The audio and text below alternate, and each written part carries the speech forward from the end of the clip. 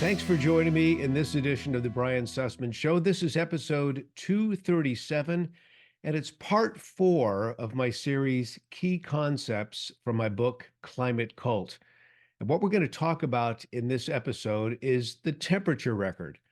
I think this will be an excellent episode to share, especially with a young person who is in junior high or high school, or potentially even college, because they're not going to get this kind of information, this kind of truthful information in their schools, including many private schools.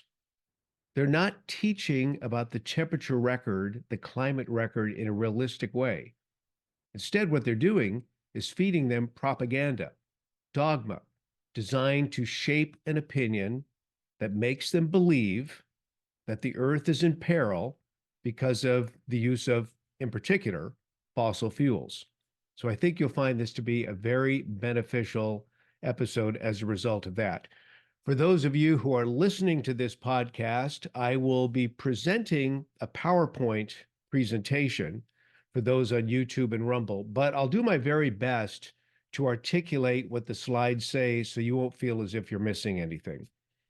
So with that in mind, we're going to go to a phrase that I unpack in Climate Cult: follow the science. We hear it all the time. Follow the science is a cleverly devised phrase. It's a tactic to employ groupthink. And I talk a lot about this in chapter 3 of my book, the chapter entitled Designer Pollutant. We don't follow the science. We do science. And here's what I say in the book. Doing science is only as good as two essential elements. First, the logical quality of the reasoning involved, and second, the quality of the premises as evidence and data being input at the front end of the process. If one is not responsible with this process, it's garbage in, garbage out. Again, we do science. We don't follow the science. We do science. We think critically. We want our young people to learn how to think, not what to think. What to think is indoctrination. And that's what they're getting with the temperature record. Now, let me share with you a slide that I first shared in my book, Climate Gate, in 2010. But it's represented once again in this book because this is a slide. And for those of you who are listening, I'll do my best to explain what folks are seeing on YouTube and Rumble. Now, looking at this simple schematic, you'll notice that there was a medieval warm period where temperatures were clearly higher than they are today. It lasted from about 900 to 1300 AD. That was followed by a little ice age from 1350 to about 1800 AD. And since that little ice age, you'll notice temperatures have been warming, as one would expect, to the present. And you'll notice the present is nowhere near as hot as the medieval warm period was. Now, there's a real problem here, because while at one time this graph was accepted by so many as being the truth, in the 1990s, there was a mathematical exercise that is quite frankly mind-boggling that was put forward by a professor named Michael Mann, and he was able to essentially flatten out the medieval warm period and flatten out the ice age, the little ice age, to make it look as if temperatures were pretty much flat until the Industrial Revolution in the late 1800s, and then temperatures spiked upward like a hockey stick laying on its side. So we have a hockey stick graph that, again, was created, fabricated, if you will, by a scientist with a clear agenda. You can see that the medieval warm period has been completely wiped out with a few ebbs and flows here and there. The little ice age also pretty much wiped out, despite historical evidence, despite proxy evidence. But you can see on the right side of this graph, the temperature spikes upward, and that's where we are today. And it's all because of the Industrial Revolution. And as a result, the medieval warm period, nothing but fantasy. Same with the Little Ice Age. We were tipped off that the climate record had been greatly altered by activists in 2009 when there was a leak from the Climate Research Unit at the University of East Anglia in the UK. And as a result, thousands of emails were leaked. Emails proving, and I'm going to show you some of these emails in just a moment, emails proving that, again, very radical activists were willing to alter the temperature record to make it look as if humans are creating climate change, a climate change that is bringing the world into peril. Let me share with you a series of emails just to emphasize my point at how corrupt this is and how I'm just so grateful that these emails were leaked by somebody desiring for the public to know the truth. Here's the first slide. This is from Phil Jones. He's director of the Climate Research Unit, and he's talking about skeptics who refer back to the medieval warm period when there was no industrial revolution and the temperatures were significantly warmer than today. The background is that the skeptics keep referring back to it, and I'd like to prove that it is a schematic. That graph is just a schematic. And it isn't based on real data, but on presumed knowledge at some point around the late 1980s.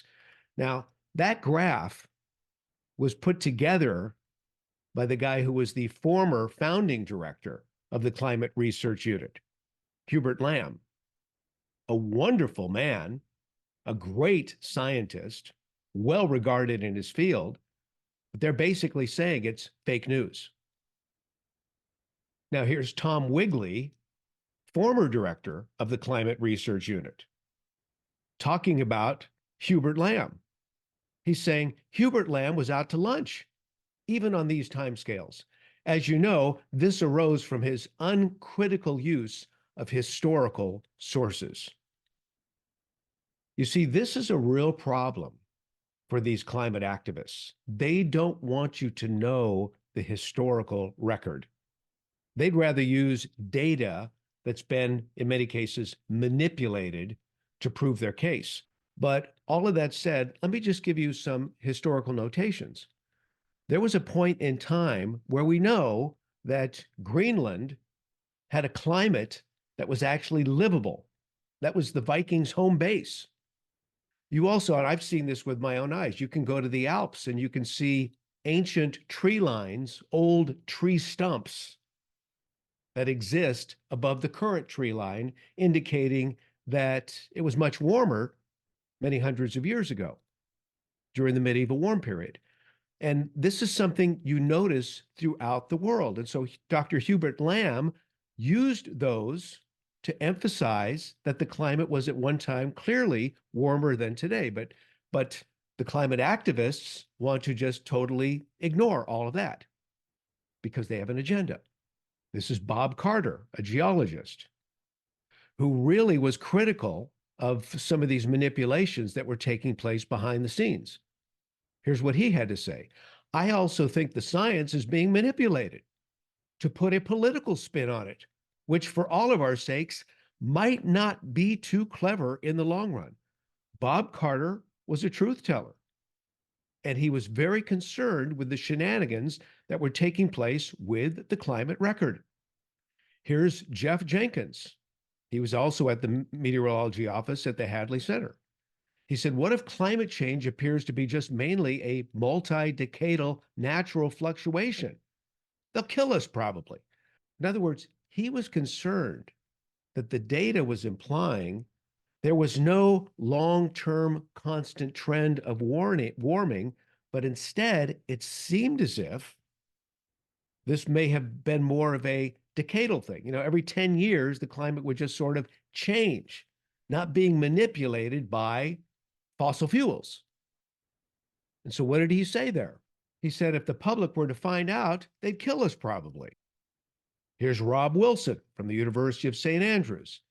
He was saying it would be very difficult to make the medieval warm period go away in places like Greenland. Again, this manipulation of data was being criticized by scientists who were indeed people who wanted to do science, not follow the groupthink. Here's another very telling email from Phil Jones once again. He says, getting people we know and trust into the IPCC report team is vital. In other words, he didn't want outliers. He didn't want people who would look at things from a different point of view or a different lens, or perhaps not be a part of their political agenda at large. This is damning. Now here's Jonathan Overpeck. I talk about Overpeck extensively in my book, Climate Gate, and I bring him back into the picture a bit in Climate Cult. But he says in one of these emails, the trick may be to decide on the main message and use that to guide what's included and what's left out.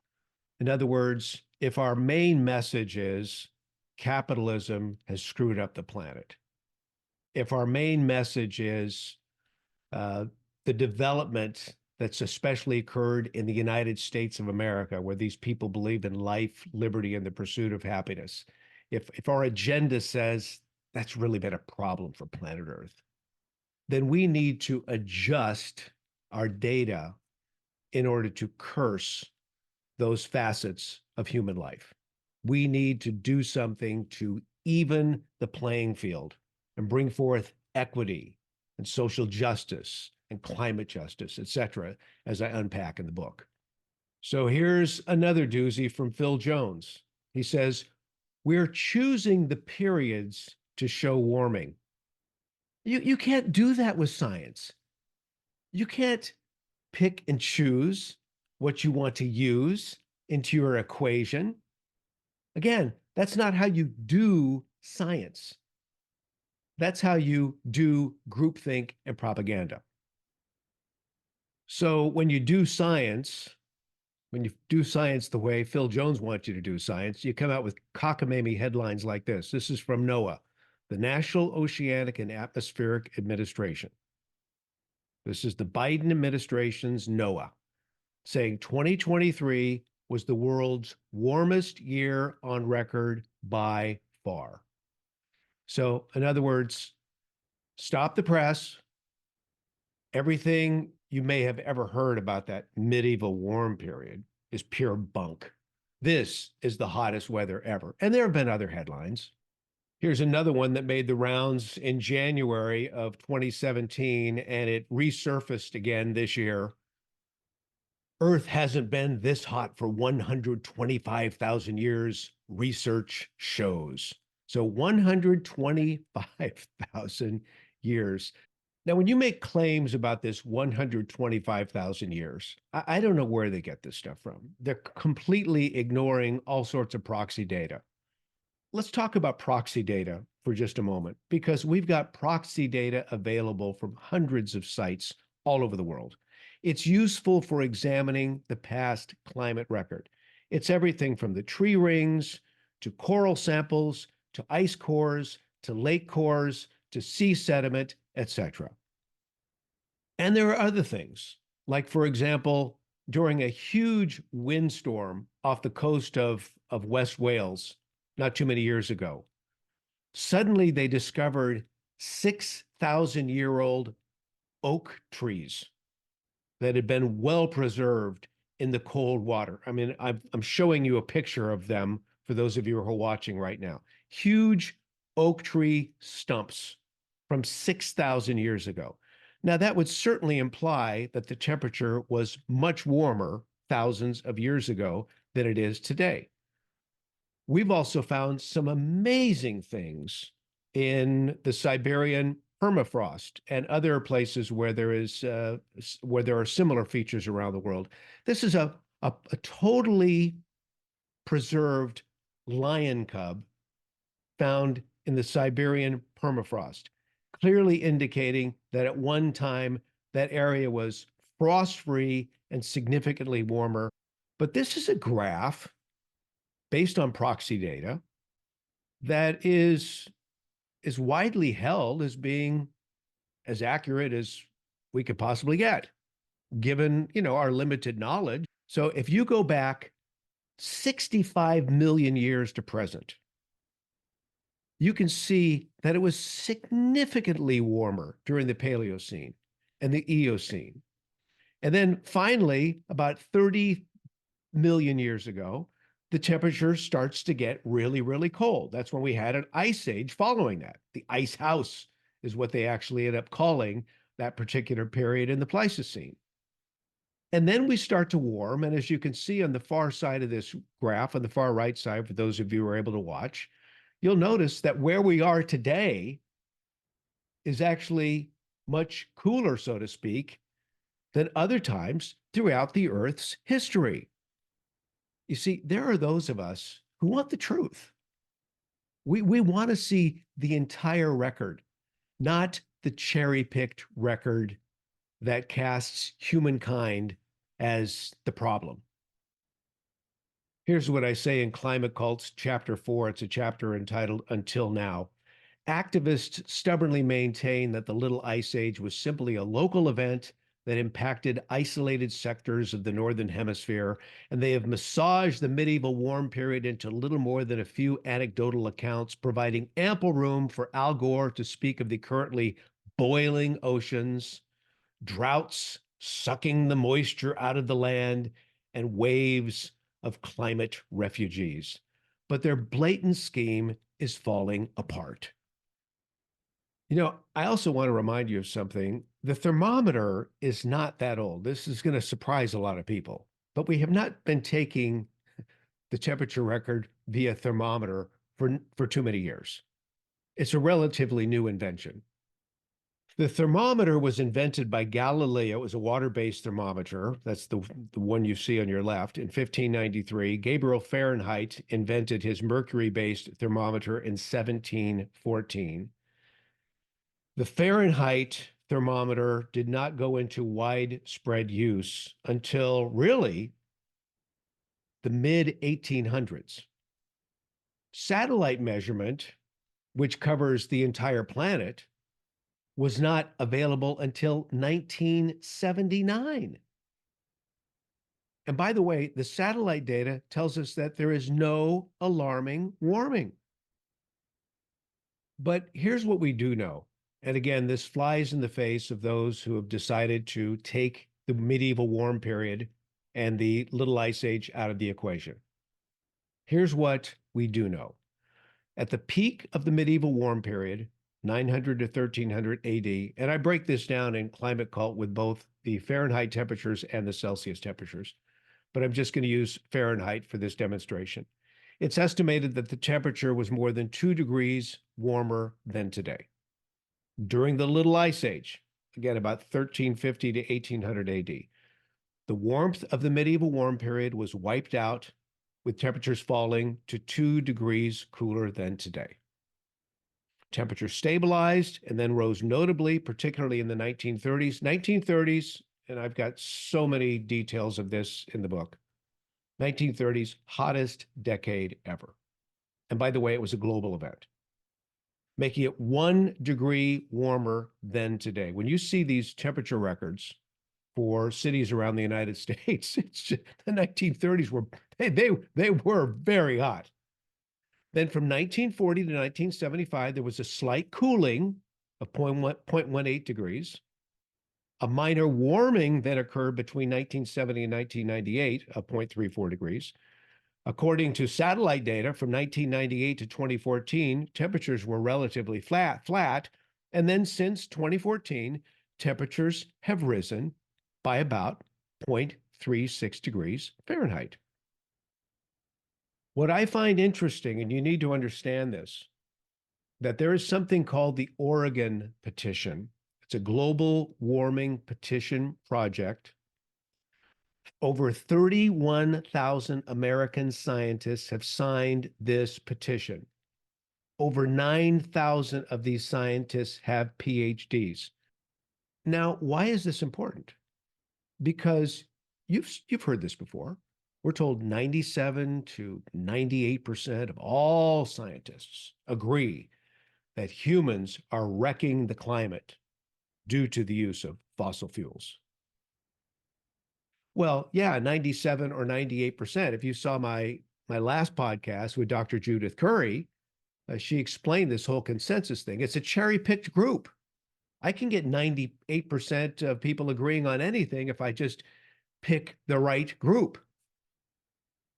But when you look at the broad number of scientists out there who have decided to sign this petition, this Oregon petition, and you see how many have PhDs, you begin to scratch your head and say, wait a second, how, how could all these people possibly disagree with the 97 or 98% mantra, including John Clauser.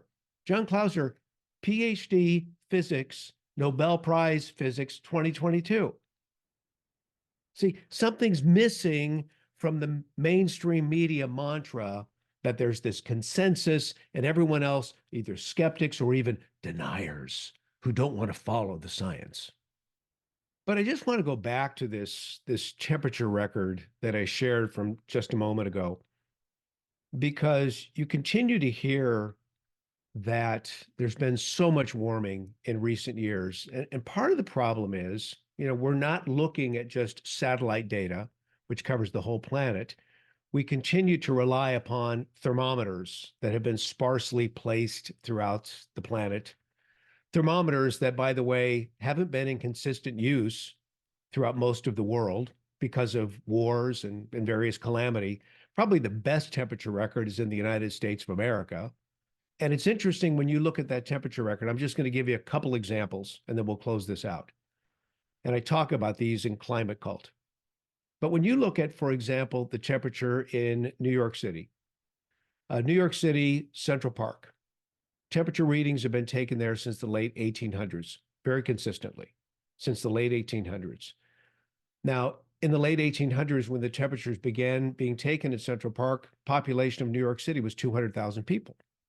Now you have millions and millions and millions of people with subways, streets, air conditioning units, so much infrastructure, so many people. An urban heat island has been created in Central Park because of the surrounding infrastructure. And as such, since the 1800s, temperature's risen about 4 degrees Fahrenheit at Central Park. That's because of the urban heat island effect. And you can easily prove this. You go 60 miles away to West Point Military Academy, where the temperature has been taken regularly for an equal period of time. But the infrastructure, the surroundings, the environment have changed actually very little during that period of time. How much has the temperature warmed during that period at West Point? It's about half a degree. So half a degree warming versus 4 degrees warming. There's another example, and this comes from Anthony Watts. He was the guy who sorted this one out many years ago. But at Lake Tahoe, there's a temperature station, a recording station, that has seen about a 4 or 5 degree rise in temperature over the last several decades. Well, how could this be? Well, it's because since that temperature gauge was put in place, it's next to a paved parking lot now. It's next to some tennis courts. For a period of time, there was a 55-gallon drum next to it that was used as a burn bin. So again, the environment has been artificially altered and the temperatures have spiked. This is a problem we have with the temperature record. But again, if we were to look at the satellite measurements, there's no alarming warming. So as you can see, there's nothing to freak out about here. And yet the climate agenda continues to use wild language to draw people in through its scare tactics so they can be better indoctrinated and become useful idiots for their cause. I hope you have enjoyed this podcast. There's so much more in the book Climate Cult, and I'll look forward to sharing more about that in coming episodes as well. But until then, my friends, thank you for joining me. Please make sure you share, make sure you subscribe wherever you may be listening or watching, and I appreciate you. God bless your day.